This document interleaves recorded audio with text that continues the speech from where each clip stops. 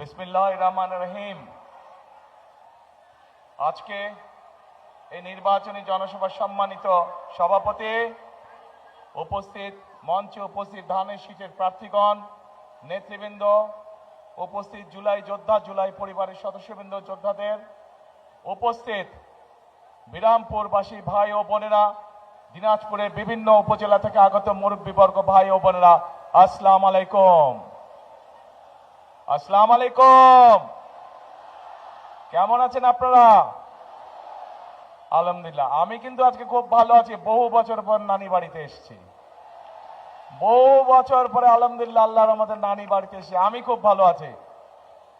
এখন নাতিটি আসলো, কিছু তো খাওয়ালেন না আপনারা, এটা কেমন ভালো কথা হইল? তাহলে একটা জিনিস দিতে হবে নাতিকে। নাতি যে আসছে, নাতিকে কিছু দিতে হবে না? কি দিবে নানি বাড়ির লোক? হ্যাঁ, ভোট দেবেন। কিসে ভোট দেবেন? ধানের শীষে। প্রিয় ভাই বোনেরা, উপস্থিত মুরব্বীবর্গ, মা বোনেরা, আজকের এই বিশাল নির্বাচনী জনসভায় আমরা সকলে এখানে একত্রিত হয়েছি। কেন একত্রিত হয়েছি আমরা? এই যে সামনের 12 তারিখে যে নির্বাচন অনুষ্ঠিত হবে, সেই নির্বাচনে বহু বছর পরে এই বাংলাদেশের মানুষ তাদের রাজনৈতিক অধিকার প্রয়োগ করবে। এই যে বললাম, এই মঞ্চের পাশে 13টি পরিবারের সদস্য এখানে বসে আছে। এই মানুষগুলোর স্বজনরা এই অধিকার অর্জনের জন্য, বাংলাদেশের মানুষের অধিকার অর্জনের জন্য নিজের জীবন উৎসর্গ করেছিল। গত 16 বছরে আমাদের বহু নেতাকর্মী অত্যাচার নির্যাতনের শিকার হয়েছিল বাংলাদেশের মানুষের এই রাজনৈতিক অধিকার অর্জনের জন্য। আজ আমাদের সামনে এই আল্লাহর রহমতে এই সুযোগ এসেছে। আজ আল্লাহর রহমতে আমাদের সামনে এই সুযোগ এসেছে। আজকে আমরা এই এলাকার যত মানুষ আছে, সে মুসলমান হোক, হিন্দু হোক, আদিবাসী হোক, খ্রিস্টান হোক, বৌদ্ধ হোক, সকলে মিলে আজকে 12 তারিখে আমরা এই আগামী 12 তারিখে আমরা আমাদের রাজনৈতিক অধিকার প্রয়োগ করব। এখন প্রিয় ভাই বোনেরা, এই যে রাজনৈতিক অধিকার প্রয়োগ করব, শুধু ভোট দিলেই হবে না। এই নির্বাচন হতে হবে। আমাদের আরেকটি লক্ষ্য বা উদ্দেশ্য আছে এই নির্বাচনের। কি সেটি? সেটি হলো দেশ পুনর্গঠনের নির্বাচন। বিগত 16-17 বছর ধরে এই এলাকা সহ, দিনাজপুর এলাকা সহ, সমগ্র উত্তরাঞ্চল সহ সমগ্র বাংলাদেশের মানুষকে তাদের অধিকার থেকে বঞ্চিত করা হয়েছিল। তাদেরকে তাদের ন্যায্য অধিকার থেকে বঞ্চিত করা হয়েছিল। সমগ্র বাংলাদেশে বঞ্চিত করা হয়েছিল। তরুণ সমাজ, যুবক সমাজের নারীদের অধিকার থেকে নারীদেরকে বঞ্চিত করা হয়েছিল। তরুণ সমাজ, যুবক সমাজের সদস্য, তাদের কর্মসংস্থানের ব্যবস্থা ঠিক মতন করা হয়নি। এলাকার ঠিক মতন উন্নয়ন করা হয় নাই। মিল ফ্যাক্টরি স্থাপন করা হয় নাই। বাংলাদেশের ভবিষ্যৎ সন্তান যারা, তাদের শিক্ষার ব্যবস্থা ঠিকভাবে করা হয় নাই। এলাকার রাস্তাঘাটে ঠিকভাবে পুনর্নির্মাণ করা হয় নাই, মেরামত করা হয় নাই। হাসপাতালগুলোতে ঠিক মতন ডাক্তারের ব্যবস্থা করা হয় নাই। স্কুল কলেজগুলোতে ঠিক মতন শিক্ষকদের ব্যবস্থা করা হয় নাই। প্রিয় ভাই বোনেরা, এই অবস্থার পরিবর্তন করতে হবে। আপনারা কি অবস্থার পরিবর্তন করতে চান? তাহলে প্রিয় ভাই বোনেরা, আমরা অতীতে দেখেছি ধানের শীষ যতবার দেশ পরিচালনার দায়িত্বে ছিল, ধানের শীষ চেষ্টা করেছে যে এলাকার উন্নয়ন করতে, স্কুল কলেজ, রাস্তাঘাট, মসজিদ, মাদ্রাসা নির্মাণের চেষ্টা করেছে। ধানের শীষ চেষ্টা করেছে কিভাবে নারীদের শিক্ষার ব্যবস্থা করা যায়। ধানের শীষ চেষ্টা করেছে কিভাবে বেকারদের কর্মসংস্থানের ব্যবস্থা করা যায়। প্রিয় ভাই বোনেরা, এই দিনাজপুর অঞ্চলকে সমগ্র বাংলাদেশ জানে কৃষি প্রধান দেশ হিসাবে, কৃষি প্রধান এলাকা হিসাবে, তাই তো নাকি? এখন এই কৃষি প্রধান যে অঞ্চল, কৃষি প্রধান যে এলাকা, এই এলাকায় আমরা চাই কৃষির সাথে সম্পর্কিত শিল্প গড়ে তুলতে ধীরে ধীরে, যাতে করে কৃষির সাথে, যেমন এই এলাকার লিচু বিখ্যাত, বাংলাদেশ বিখ্যাত, জগৎ বিখ্যাত এলাকার লিচু, কিন্তু এই লিচুকে প্রক্রিয়াজাতকরণের মাধ্যমে আমরা বিদেশে রফতানি করতে পারবো, কিন্তু সেইটা এখনো করা সম্ভব হয়নি। কিন্তু 12 তারিখের নির্বাচনে ইনশাল্লাহ বিএনপি জয়যুক্ত হলে, ধানের শীষ জয়যুক্ত হলে আমরা চাই এই দিনাজপুরের লিচুকে আমরা যাতে বিদেশে পাঠাতে পারি, হিমাগারে ঠিকভাবে রাখতে পারি, সেই পদক্ষেপ আমরা নিতে চাই। প্রিয় ভাই বোনেরা, এই এলাকার কাঠারিভোগ চাল জগৎ বিখ্যাত, এই এলাকার কাঠারিভোগ চাল, এই চালকে আমরা পৃথিবীর আনাচে কানাচে রফতানির মাধ্যমে পৌঁছে দিতে চাই। আপনারা কি চান? ইনশাল্লাহ আমরা সেই কারখানা এখানে তৈরি করতে চাই। লিচুর জন্য আমরা লিচু যাতে প্রক্রিয়াজাতকরণের মাধ্যমে সারা পৃথিবীতে পৌঁছে দেওয়া যায়, সেটির কারখানা আমরা এখানে তৈরি করতে চাই। প্রিয় ভাই বোনেরা, এই এলাকায় শুধু রফতানিমুখী বা শিল্প স্থাপন করলেই হবে না। আমাদের এলাকায়, এই এলাকায় বহু তরুণ যুবক আছে, যুবক আছে, যুব সমাজের সদস্য আছে, তাদের শিক্ষার আলো আছে, কিন্তু তাদের কর্মসংস্থান নেই। আমরা চাই এই এলাকায় বিভিন্ন রকম ভোকেশনাল এবং ট্রেনিং ইনস্টিটিউট তৈরি করতে, যার মাধ্যমে এই এলাকার ছেলে মেয়েদেরকে আমরা বিভিন্ন বিষয়ে ট্রেনিং দিতে চাই। বিদেশি ভাষা শিক্ষা দিতে চাই আমরা, যার মাধ্যমে তারা দেশেই হোক বিদেশেই হোক কর্মসংস্থান করতে পারে, নিজেদের কর্মের ব্যবস্থা করতে পারে। কি ভাই, এটি কি করব আমরা? এই ভোকেশনাল ট্রেনিং ইনস্টিটিউট করব? আচ্ছা, যদি করতে বলতে হবে তো ভাই কি করব? আমি তো বলছি করব, আপনাদের যদি বলেন চাই, তখন ইনশাল্লাহ আমরা করব। চাই ইনশাল্লাহ। এখন প্রিয় ভাই বোনেরা, শুধু তাই নয়, এই যে মঞ্চের চারিদিকে হাজার হাজার মা বোনেরা আছেন, মঞ্চের ডানে বামে হাজার হাজার মা বোনেরা আছেন, এই মা বোনদের শিক্ষার জন্য এই এলাকার সন্তান খালেদা জিয়া, উনি যখন দেশ পরিচালনার দায়িত্বে ছিলেন, তখন সারা দেশে মেয়েদের শিক্ষার ব্যবস্থা ফ্রি করে দিয়ে গেছিলেন ইন্টারমিডিয়েট পর্যন্ত। আমরা চাই আগামী বিএনপি সরকার এই মা বোনদেরকে, যেই মা বোনদেরকে খালেদা জিয়া শিক্ষার আলো পৌঁছে দিয়ে গেছেন, সেই মা বোনদের সহ খেটে খাওয়া যত নারী আছে, যত গৃহিণী আছে, সবার কাছে আমরা ফ্যামিলি কার্ড পৌঁছে দিতে চাই।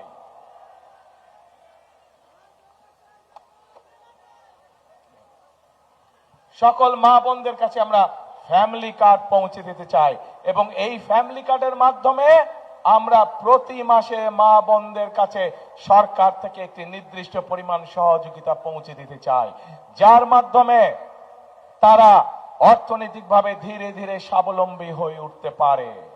প্রিয় ভাই বোনেরা, আমরা সিদ্ধান্ত গ্রহণ করেছি এই এলাকা সহ সমগ্র বাংলাদেশী কৃষি প্রধান দেশ, একটি সমগ্র বাংলাদেশ, কিন্তু দিনাজপুর অঞ্চল কৃষি প্রধান অঞ্চল।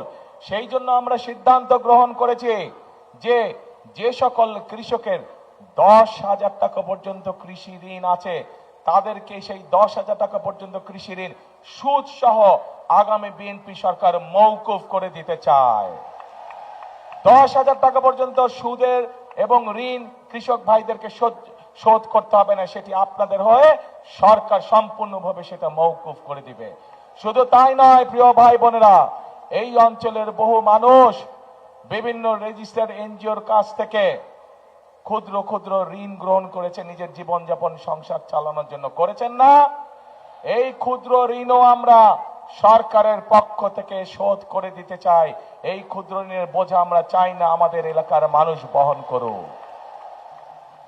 প্রিয় ভাই বোনেরা, মা বোনদের হাতে যেরকম আমরা ফ্যামিলি কার্ড পৌঁছে দিতে চাই, ঠিক একইভাবে কৃষক ভাইদের হাতে আমরা কৃষি কার্ড পৌঁছে দিতে চাই, যেই কৃষি কার্ডের মাধ্যমে কৃষক ভাইরা তাদের ঋণ পেতে সুবিধা হবে। যেই কৃষক কার্ডের মাধ্যমে আমরা কৃষক ভাইদের কাছে তাদের যে পরিমাণ জমি, সেইটি হিসাব করে আমরা তাদের কাছে তাদের প্রয়োজনীয় বীজ, সার, কীটনাশক পৌঁছে দিতে চাই, যাতে করে তাদেরকে অন্যের পেছনে পেছনে ঘুরতে না হয়। সরাসরি সরকারের পক্ষ থেকে সরাসরি কৃষক ভাইদের কাছে তাদের সহযোগিতা পৌঁছে যাবে, যার ফলে ধীরে ধীরে কৃষক ভাইদের অর্থনৈতিক মেরুদণ্ড মজবুত হবে ইনশাআল্লাহ। প্রিয় ভাই বোনেরা, আমরা চাই এই এলাকা সহ সমগ্র বাংলাদেশে এক শ্রেণীর মানুষ আছে যারা জীবন থেকে মৃত্যু পর্যন্ত আমাদের সঙ্গে থাকেন, জীবনের বাঁকে বাঁকে বিভিন্ন বিপদে আপদে আমাদেরকে পরামর্শ দিয়ে থাকেন। কারা তারা? তারা হচ্ছেন আমাদের মসজিদ মক্তবের খতিব সাহেবরা, ইমাম সাহেবরা, মুয়াজ্জিম সাহেবরা সহ অন্যান্য ধর্মের ধর্মীয় গুরু যারা আছেন তারা, এইসব ধর্মীয় ব্যক্তিত্ব। আমরা চাই সরকারের পক্ষ থেকে এইসব ধর্মীয় ব্যক্তিরা যাতে সম্মানের সঙ্গে বাস করতে পারেন, সেই জন্য সরকার থেকে আমরা প্রতি মাসে তাদের জন্য একটি সম্মানের ব্যবস্থা করতে চাই, যাতে তারা সম্মানের সঙ্গে জীবন যাপন করতে পারেন। প্রিয় ভাই বোনেরা, আমরা চাই আমাদের মা বোনরা, শিশুরা, সন্তানরা ঘরে বসে ছোটখাটো অসুখ বিসুখের চিকিৎসা যাতে ঘরে বসেই হতে পারে, সেই জন্য সমগ্র বাংলাদেশে পর্যায়ক্রমিকভাবে আমরা 1 লক্ষ হেলথ কেয়ারার নিযুক্ত করতে চাই। তাদের কাজ হবে গ্রামে গ্রামে ঘরে ঘরে গিয়ে মা বোনদেরকে, শিশুদেরকে যে সকল অসুখ বিসুখ ঘরে বসে ঠিক করে দেওয়া যায়, হাসপাতালে যাওয়ার প্রয়োজন হয় না, সে মা বোনদেরকে সেই চিকিৎসা সুবিধা তাদেরকে ঘরে পৌঁছে দিতে চায়। এখন প্রিয় ভাই বোনেরা, একই সাথে আমরা আমাদের শিক্ষকদেরকে আমরা বিভিন্ন প্রকার ট্রেনিং দিতে চাই, যাতে করে শিক্ষকরা সঠিকভাবে আমাদের শিশুদেরকে, সন্তানদেরকে সঠিকভাবে শিক্ষা প্রদান করতে পারেন। এই জন্য প্রাইমারি স্কুল সহ সেকেন্ডারি স্কুলে, হাই স্কুলে যে শিক্ষক আছে, ধীরে ধীরে পর্যায়ক্রমিকভাবে প্রত্যেক শিক্ষকের কাছে আমরা একটি করে কম্পিউটার পৌঁছে দিতে চাই, যেই কম্পিউটারের মাধ্যমে তারা নিজেরা ট্রেনিং প্রাপ্ত হবেন এবং যেই কম্পিউটারের মাধ্যমে তারা তাদের শিক্ষার্থীদেরকে তারা শিক্ষা দিতে পারবেন। এখন প্রিয় ভাই বোনেরা, এই যে আমি আপনাদের সামনে আগামী 12 তারিখের নির্বাচনে আপনারা কি করবেন আসছি সেই কথায়। এই যে আমি 12 তারিখে নির্বাচনের আগে 12 তারিখে আমরা যদি নির্বাচিত হই ইনশাআল্লাহ আপনাদের দোয়ায়, আল্লাহর রহমতে, তাহলে আমরা কিভাবে দেশের মানুষের জন্য কাজ করব, কিভাবে দেশ পরিচালনা করব, কিভাবে মানুষের ভাগ্যের পরিবর্তন করতে চাই, তার সংক্ষিপ্ত পরিকল্পনা আপনাদের সামনে তুলে ধরেছি। সবাই কি পরিকল্পনাগুলো কম বেশি শুনেছেন? কি ভাইরা শুনেছেন? আচ্ছা, এখন প্রিয় ভাই বোনেরা, পরিকল্পনা তো আরো আছে। এই এলাকার মানুষের আরেকটি বিরাট চাহিদা আছে, বিশেষ করে এই পুরা গ্রেটার দিনাজপুর, রংপুর সহ, সেটি হচ্ছে তিস্তা ব্যারেজ। দিনাজপুর অঞ্চলেরও বহু অঞ্চল আছে, দিনাজপুর জেলারও, যারা তিস্তা ব্যারেজের উপকারিতা পেয়ে থাকেন বা অতীতে পেয়েছেন। আমরা এই তিস্তা ব্যারেজ মহাপরিকল্পনা আবার চালু করতে চাই, যার ফলে এই তিস্তা ব্যারেজ যদি ইনশাল্লাহ চালু হয়, তাহলে এই উত্তরাঞ্চলের মানুষের পানির কষ্ট লাঘব হবে। এখন প্রিয় ভাই বোনেরা, এই সংক্ষেপে এই হচ্ছে আমাদের বিএনপি ধানের শীষের পরিকল্পনা। আগামী দিন আমরা কিভাবে দেশকে পরিচালনা করব। এখন প্রিয় ভাই বোনেরা, কিন্তু দেশকে যদি সামনের দিকে এগিয়ে নিয়ে যেতে হয়, তাহলে জনগণের, এই দেশের যারা মালিক, সেই মালিকের সহযোগিতা ছাড়া, সমর্থন ছাড়া এটি সম্ভব নয়। আমার জানতে ইচ্ছা করছে, এই দেশের মালিক কারা? এই দেশের মালিক? যে জনগণ। এই যে আপনারা লক্ষ লক্ষ মানুষ সামনে দাঁড়িয়ে আছেন, আপনারা হচ্ছেন এই দেশের মালিক। এখন এই দেশের মালিকের কাছে আমি জানতে চাই যে, প্রিয় মালিক, এই দেশের বাংলাদেশের মালিক, একটি রাজনৈতিক দল হিসাবে আমরা আপনাদের সামনে পরিকল্পনা উপস্থাপন করেছি কি করতে চাই। মালিকের কাছে আমি এখন জানতে যাচ্ছি যে আপনাদের কি পরিকল্পনা 12 তারিখে? পরিকল্পনা কি নিয়েছেন? আপনারা কি করবেন 12 তারিখে? কি করবেন বুঝি না। কি ধানের শেষ? ধানের শেষ। এই প্রার্থীরা এদিকে আসেন তো, যারা প্রার্থী, যারা ধানের শীষের প্রার্থী তারা আসেন, পাশে দাঁড়ান, দুই পাশ দিয়ে দাঁড়ান। হ্যাঁ হ্যাঁ দাঁড়ান। হ্যাঁ, 4 জন কেন? আচ্ছা, এই যে আমার দুই পাশে 4 জন ধানের শীষের প্রার্থী দাঁড়িয়ে আছে। আক্তার সাহেব দাঁড়িয়ে আছে, জাহাঙ্গীর দাঁড়িয়ে আছে, জাহিদ সাহেব দাঁড়িয়ে আছে, জামান দাঁড়িয়ে আছে। এই মানুষগুলোর হাতে আমরা ধানের শীষ তুলে দিয়েছি, দেখতে পাচ্ছেন? এই মানুষগুলোকে আমরা দায়িত্ব দিয়েছি, এই দিনাজপুর অঞ্চলের উন্নয়নের দায়িত্ব দিয়েছি। কিন্তু 12 তারিখে যদি আপনারা আপনাদের পরিকল্পনা সফল করেন, তাহলেই এদের পক্ষে সম্ভব এই এলাকার মানুষের প্রতি দায়িত্ব পালন করা। প্রিয় ভাই বোনেরা, প্রিয় মুরব্বীবর্গ, প্রিয় মা বোনেরা, আমরা কি এদেরকে আপনাদের কাছে ছেড়ে দিতে পারি? এদের দায়িত্ব কি আপনাদের হাতে দিতে পারি 12 তারিখ পর্যন্ত? ইনশাআল্লাহ। তাহলে 12 তারিখে এই 4 ব্যক্তি, এই যে সামনে আদিবাসী ভাই বোনেরা বসে আছেন সহ এখানে সকল ধর্মের ভাই বোনেরা, বহু ধর্মের ভাই বোনেরা বসে আছেন, আপনাদের সকলের কাছে আমি এই 4 ব্যক্তি সহ আমাদের আরো 2 জন তারা আসতে পারেননি, তাদেরকে আপনাদের কাছে আমি দিয়ে গেলাম। 12 তারিখ পর্যন্ত আপনারা এই মানুষগুলোকে ইনশাআল্লাহ দেখে রাখবেন।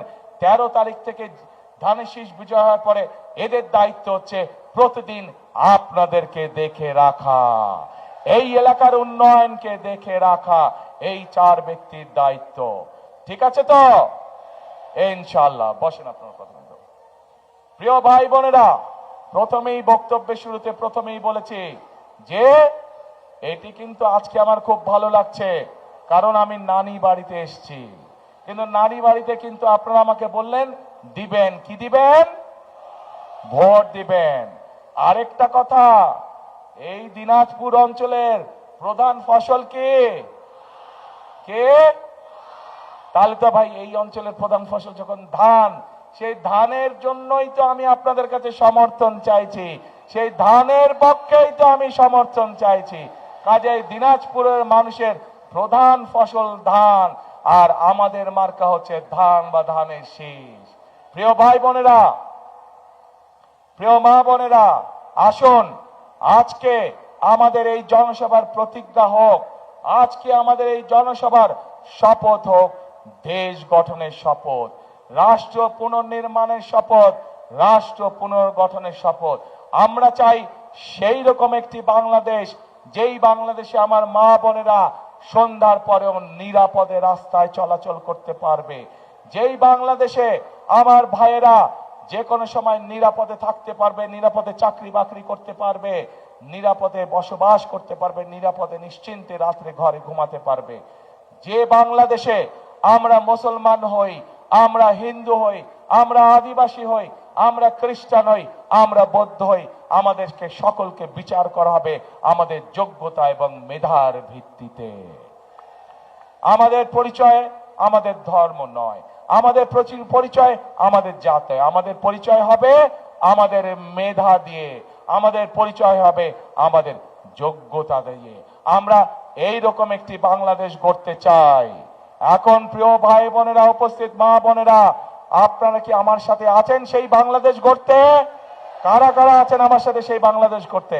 আসুন তাহলে, আসুন আমরা সেই বাংলাদেশ গড়ে তুলি যে বাংলাদেশের জন্য 1971 সালে মুক্তিযোদ্ধারা জীবন উৎসর্গ করেছেন।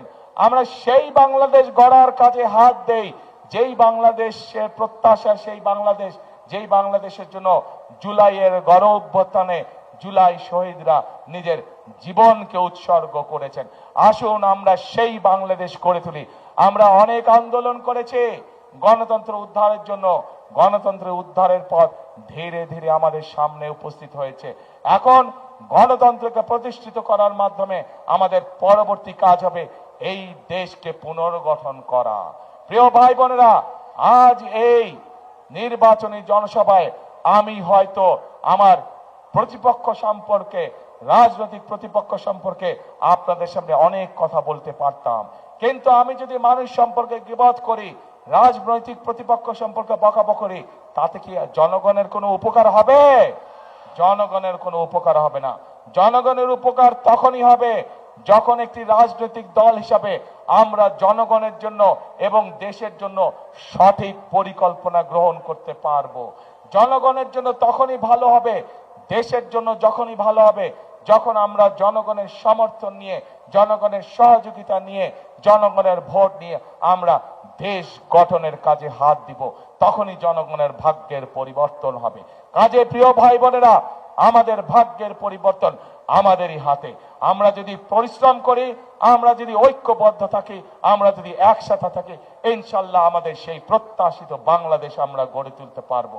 1971 সালে দেশে যখন যুদ্ধ শুরু হয়েছিল তখন কিন্তু আমরা দেখিনি কে মুসলমান, কে হিন্দু, কে বৌদ্ধ, কে খ্রিস্টান, কে আদিবাসী। আমরা সকলে একসাথে কাঁধে কাঁধ মিলিয়ে এই দেশকে স্বাধীন করার জন্য যুদ্ধ করেছিলাম।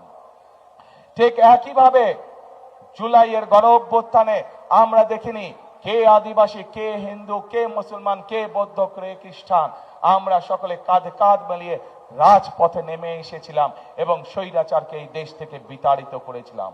প্রিয় ভাই বোনেরা, আজ বাংলাদেশ জাতীয়তাবাদী দল বিএনপির পক্ষ থেকে পরিষ্কার ভাবে আমি একটি কথা বলতে চাই, আমরা সকল ধর্মের মানুষকে সাথে নিয়ে শান্তিতে বসবাস করতে চাই এই বাংলাদেশে। আমরা সকল ধর্মের মতের মানুষকে সাথে নিয়ে আমাদের আগামী দিনের প্রত্যাশিত বাংলাদেশকে ধীরে ধীরে গড়ে তুলতে চাই। কাজেই সেই প্রত্যাশিত বাংলাদেশকে যদি গড়ে তুলতে হয় আমাদেরকে ঐক্যবদ্ধ থাকতে হবে। সেই প্রত্যাশিত বাংলাদেশকে যদি গড়ে তুলতে হয় আমাদের মধ্যে কোনো বিভেদ রাখা যাবে না। সেই প্রত্যাশিত বাংলাদেশকে যদি গড়ে তুলতে হয় আমাদেরকে দেশের বিরুদ্ধে, জনগণের অধিকার প্রতিষ্ঠার বিরুদ্ধে যারা ষড়যন্ত্র করছে তাদের বিরুদ্ধে আমাদেরকে সতর্ক এবং সজাগ থাকতে হবে। প্রিয় ভাই বোনেরা, আজ সময় এসেছে আমাদেরকে ঐক্যবদ্ধ হতে হবে, আমাদেরকে আমাদের প্রত্যাশিত বাংলাদেশ গড়তে হবে, আমাদেরকে পরিশ্রম করতে হবে। পৃথিবীর অন্য যে সকল উন্নত দেশ আছে তারা যদি পরিশ্রম করে তাদের দেশকে গড়ে তুলতে পারে তাহলে আমরা কেন বাংলাদেশের মানুষ আমাদের দেশকে গড়ে তুলতে পারবো না? সেই জন্যই আমি একটি কথা বলি, কথাটি আপনারা ভাই বোনেরা সকলেই শুনেছেন।